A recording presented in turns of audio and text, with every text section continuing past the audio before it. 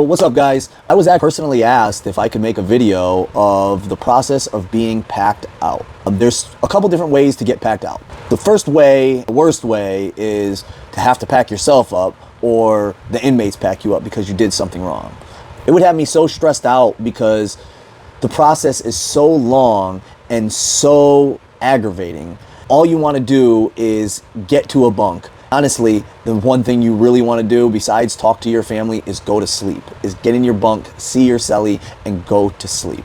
That's all you're really thinking during this process. They do try to keep you within 500 miles of your house unless you're going into a certain program. There are many different programs that they will move you to. It will be further than 500 miles away from your home. You have to be prepared for that. The process is very long and agonizing. Everybody packs their stuff and gets ready. Then they sit there for hours. I mean hours, sometimes 3-4 hours. They have them pack up at 4, 5, 6 o'clock in the morning. They sit there till about 10 o'clock. Then they finally get to load up on the bus. Depending on what prison they're going to, because what they're going to do in this situation is they're going to split everybody completely up. They're not going to keep everybody going to the same facilities. If he had a good cellie, he's not going with that cellie. It's going to be very unlikely that he goes with that cellie to the next prison, and that's going to be his cell. Change is very scary. I know it bothered me on a constant basis. I hated change. Change was the hardest part of my bid. Every time they have moved me, it was wondering what was going to happen next. When can I talk to my family? When can I get in my bed? How is it going to be? How are they going to act? How are the politics going to be? Now, because he's in a low, the politics aren't going to be that strict. If he goes in a prison that is just wild and off the chain, it could cause problems because there are no politics. With no politics, there's no structure in the prison facility.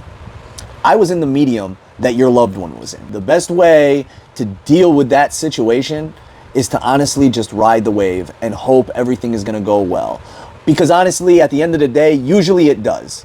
Usually you do go to a prison that's halfway decent. You usually do get a halfway decent cellie. It's very unlikely that they're going to put somebody bad in your cell. But that's the worry that we would have. I know that's the worry I would have. Who's going to be my cellie? When can I talk to my family? Now, it took, every time I got moved, and I moved a lot because I was getting extradited. I got extradited from South Carolina, Columbia, South Carolina, all the way up to Connecticut. And they brought me from South Carolina to Georgia, and then from Georgia to Oklahoma. So they're bringing me over on the West Coast, and then they bring me all the way back over to the East Coast, and then up to Rhode Island. The transfers were horrible because you could be on this bus for hours in this heat, and they do not turn on the air conditioner for you unless you've got a good CO that's in there that's transporting you. They'll stop, they'll get fast food or a Subway, and you got to watch them eat it because they're not going to give you any. If he's going further, they're going to bring him to Oklahoma, which is going to be the transfer prison.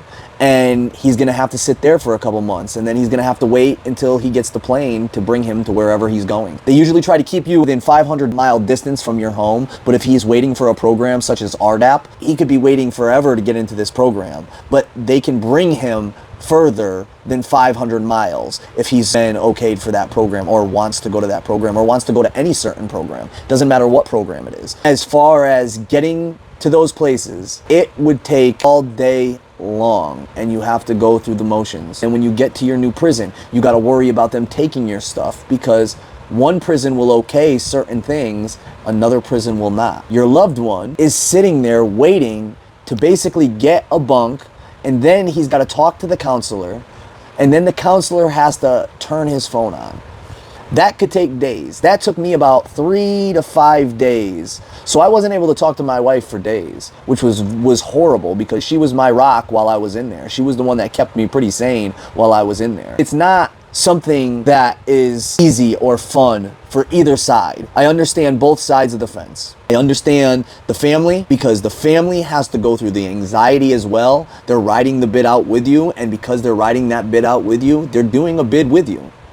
It's like they're locked up because you're not there. And especially if you're the main provider. If you're the main provider and you're incarcerated and you cannot provide anymore, and that's what that woman or that person is used to, it's going to affect your situation not only at home, but in prison as well, because it's going to give you more stress. After you get moved, now you got to wait your days, and you can wait up 3 to 5 days. And if you land there on a weekend, it could take even longer. If you land there during a lockdown, it could take really long.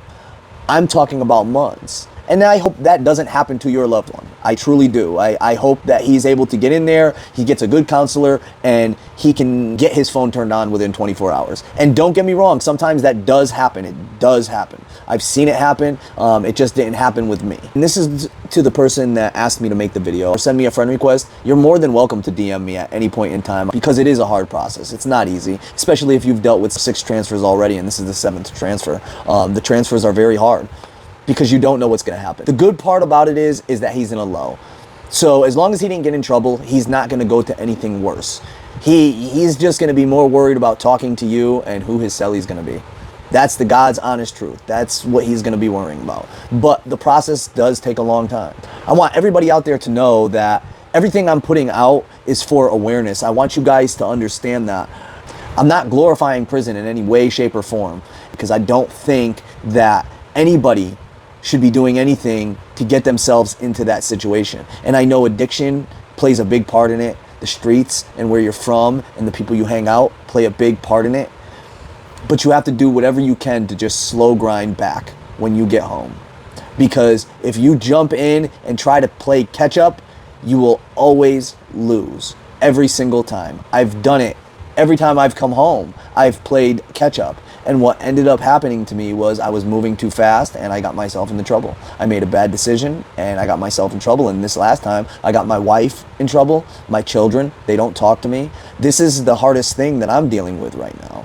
I also want you all to know that if you have any questions for me, I am there to help you. I can help you at least navigate through the mental health part and try to help you get through what the situation is that you're dealing with. Prison is nothing to glorify. Stay home, stay free, because it doesn't just affect me, okay, or the inmate. It affects our family as well, and people that care and love us. I just don't feel that it's worth doing what we're doing to get ourselves in trouble, to put our family through the situation over and over again, because they're going to get tired of it. And they're going to get tired of it to the point where they don't want to do anything for you anymore. They don't want to deal with it anymore because it is too stressful. So stay home, stay out of jail, stay free. We're all sinners, but try to walk that life of a saint. I know I'm not perfect. I know you're not perfect, but we can all strive to be. Have a great day. If you have any opinion or you have any comments or you have any questions, please leave them in the comment section or contact me by DM. You guys have a great day. If you have any more questions, do not hesitate to ask. I will see you on the next video. Have a great night.